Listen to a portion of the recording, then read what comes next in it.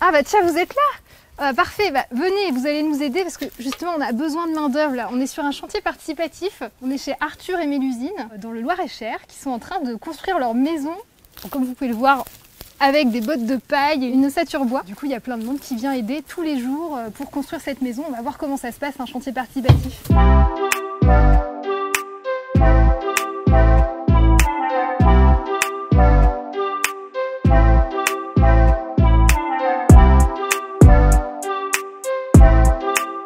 Ici on est sur, c'est une maison bois-paille, donc en ossature bois et isolation en paille avec des enduits terre intérieurs.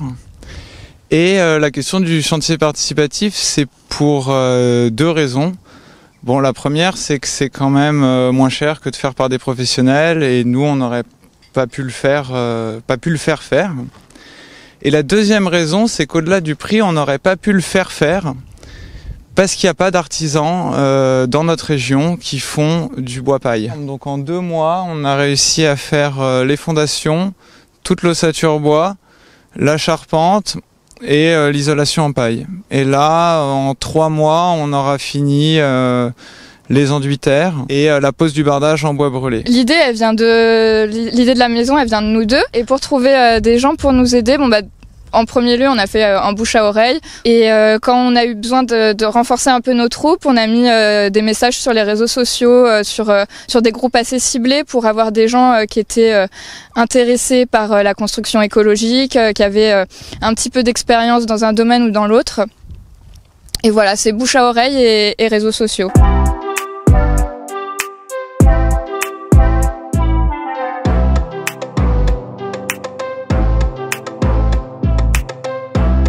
Nathalie, tu me disais tout à l'heure que pour la longère que tu es en train de rénover, tu pensais justement à faire venir des gens pour t'aider et c'est comme ça que tu as découvert les chantiers participatifs en fait. Oui, tout à fait. J'ai découvert ça comme ça car j'ai un ami qui a déjà lui-même fait un chantier participatif et du coup c'est lui qui m'a parlé de ça et je l'ai découvert sur les réseaux sociaux. Voilà, je suis allée voir, j'étais curieuse et voilà et après je me suis dit c'était une bonne solution et peu coûteuse et du coup c'est vrai que c'est un échange et pour moi la vie c'est tellement ça, un échange total. Ouais, mais finalement c'est même plus simple que ce que tu pensais. Ah, beaucoup plus simple effectivement, beaucoup plus simple. Après il y a peut-être des questions au niveau de sécurité, assurance, des choses comme ça où il faut peut-être avoir un petit œil mais je pense que Arthur transmet bien les choses et du coup pourra me guider là-dessus aussi. L'objectif c'est aussi de faire un chantier participatif chez toi après. Pourquoi pas. Nous on a choisi d'assurer tous les bénévoles qui sont sur le chantier et de s'assurer nous-mêmes en cas d'accident, d'assurer le chantier en cas d'incendie ou de catastrophe naturelle avec une association qui s'appelle les Castors. Et tout le monde ne le prend pas, mais nous on a préféré quand même faire les choses bien en cas d'accident. Comment ça s'organise alors sur le chantier? Du coup chacun est un peu autonome? En fait chacun va être en charge d'une tâche et il va être autonome dans sa tâche et les gens vont travailler le plus possible en binôme en fait. Et ensuite une fois que tu es bon dans une tâche, tu vas pouvoir continuer à travailler dans cette tâche en fait et progresser. Il faut quand même qu'il y ait un chef de chantier. Alors du coup moi ce que je vais faire c'est que je vais pas trop être dans une tâche qui va m'immobiliser. Je vais essayer de passer de groupe en groupe parce que des fois comme j'ai l'idée dans ma tête, je vais pouvoir guider les gens en fait.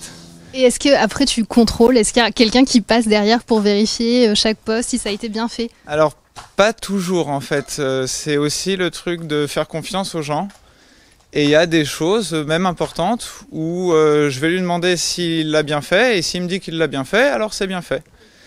On ne peut pas tout recontrôler derrière les gens aussi, et c'est ça qui crée ce sentiment de responsabilité. Alors une journée type sur le chantier, en général c'est moi qui me réveille la première, je mets l'eau à chauffer, et puis je vais réveiller un petit peu tout le monde en douceur.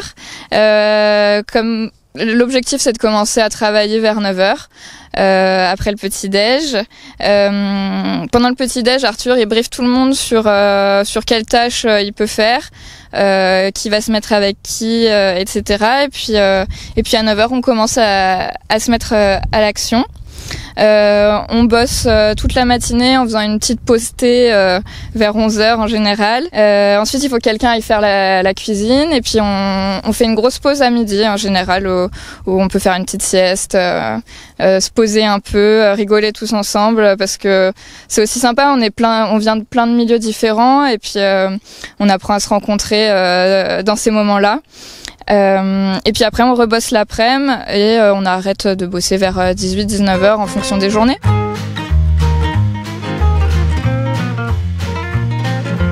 Alors Nathalie, toi tu es sur quel atelier, sur quelle tâche?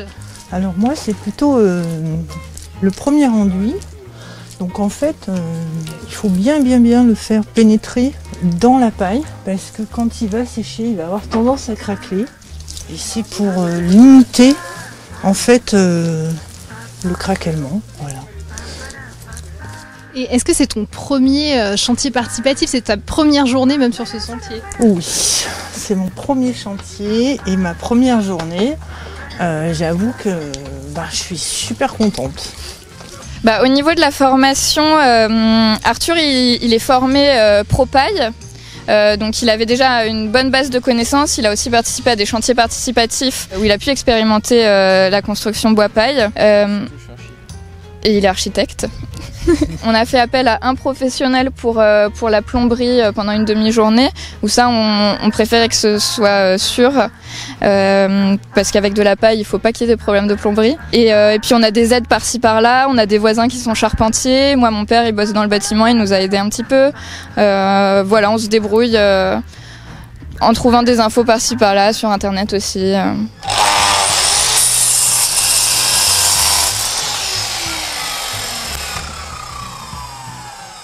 Bon là, mais l'usine, t'es quand même loin de ton quotidien, de ce que tu fais d'habitude. Tu travailles pas dans le bâtiment. Non, pas du tout. Moi, je suis en médecine en fait. Donc là, je viens de passer le concours de l'internat. Mais là, ça va faire 1 mois et demi que je suis sur le chantier. Et en fait, c'est des choses qui sont surtout de la logique. Faut être un petit peu manuel, mais il n'y a pas besoin d'avoir des bases dans le bâtiment pour réussir à couper, surtout avec des machines comme ça va tout seul. Et alors le fait justement de construire toi-même ta maison, ça doit être un sentiment assez fort. Ouais, c'est incroyable parce que on peut presque tout choisir. C'est vraiment à la carte quoi. Et puis on est là depuis le début sur le terrain quand il était vierge et puis on participe à toute sa construction. Tous les premiers événements dans la maison, c'est nous qui sommes là et ouais, ça donne un sentiment de proximité quoi, avec le lieu qui est vraiment sympa. Le projet il nous revient pas moins cher qu'une maison classique. Par contre, on a quelque chose qui, à mon sens, est quand même beaucoup mieux. C'est beaucoup moins cher qu'une maison équivalente et c'est à peu près le prix d'une maison classique parce que personne peut descendre en dessous en fait des prix du marché. Et ça nous permet d'économiser quand même presque la moitié en fait sur la maison. On divise le prix par 2 et parce qu'aussi nous on a fait tout en chantier participatif, les fondations jusqu'à la couverture. Et si on avait fait comme ça se fait souvent que l'isolation en paille et les enduits terre, je suis pas sûr qu'on aurait économisé beaucoup. On s'est heurté à un problème au niveau du financement du projet parce que on n'a pas réussi à faire de prêt immobilier parce que quand on construit en autoconstruction, il n'y a pas de professionnel, donc il n'y a pas d'assurance.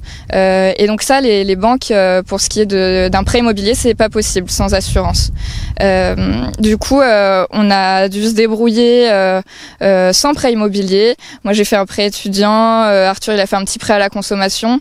C'est moins facile qu'avec un prêt immobilier. Mais on a réussi à s'arranger comme ça et puis on a aussi vu notre projet à la baisse où normalement il y avait un 3e bâtiment, on a décidé d'en faire que 2 et par contre on avait prévu un budget vide chantier, on a appelé ça pour ce qui est en fait nourriture pour tout le monde parce que les bénévoles qui viennent en fait on leur offre le gîte et le couvert donc nous on comptait les dépenses en eau, en nourriture, en électricité et en fait on s'est rendu compte qu'on l'avait chiffré vraiment à la hausse et finalement ça coûtait pas si cher mais c'est quelque chose qu'il faut prendre en compte dans son budget, faire à manger pour tout ce monde là, gérer la vie de chantier, c'est un vrai budget. Donc là, on arrive dans l'atelier lieu de vie en même temps. Oui, actuellement, l'atelier, c'est un peu... moi, c'est un peu mon lieu de vie, mais un peu ma chambre. Il y a ma tante qui est juste là, où je me suis posé. Donc toi, tu étais tout l'été en fait sur ce chantier participatif pour aider Arthur et Mélusine. Et pourquoi est-ce que tu as voulu t'engager à ce point-là? Bah, moi, je fais des études d'architecture. Et moi, quand j'ai appris que Arthur proposait un chantier participatif avec sa maison construite en bois paille, moi, ça m'a tout de suite intéressé parce que c'est quelque chose sur laquelle je m'intéresse beaucoup. Je cherche à développer et à m'améliorer dans l'architecture un peu moins conventionnelle. Et en fait, moi qui veux plus tard faire de l'autoconstruction, pour moi c'était l'occasion de venir faire un chantier participatif autoconstructif. Donc c'était très très intéressant. Et je suis très content, je suis là depuis le début. Et quand je suis arrivé, il n'y avait rien. Et on est très content d'avoir monté de nos propres mains tout ce qu'on a pu faire jusqu'à aujourd'hui et la satisfaction qu'il y a derrière qui est... incomparable, quoi. Sur notre chantier, on avait choisi aussi d'avoir beaucoup d'archis, on a aussi eu des urbanistes, des ingénieurs. Ça va permettre que des gens qui ont une profession plutôt intellectuelle aillent se rendre compte de ce qui se passe sur un chantier. Après, de là à le généraliser, c'est un problème quand même parce que c'est aussi des gens qui sont pas payés. Donc nous, on parle de bénévoles, mais on avait quand même des gens qui étaient en stage et ceux qui sont restés le plus longtemps, on les a payés. Parce que c'était trop de travail pour le faire sans être payé.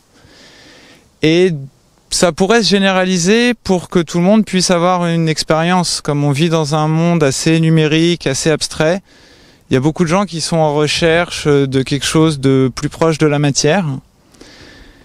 Et après, non, ça peut pas se généraliser parce que ça reste du travail pas payé et je pense que c'est quand même bien qu'il y ait des métiers qui se créent aussi où nous, on serait pour qu'on puisse éviter de passer par un chantier participatif et qu'on puisse passer par des professionnels formés. Aujourd'hui, il n'y en a pas trop, mais il y a quand même beaucoup de jeunes qui ont envie de se lancer, qui ont envie de créer une entreprise de maçonnerie écologique, d'ossature bois, d'isolation.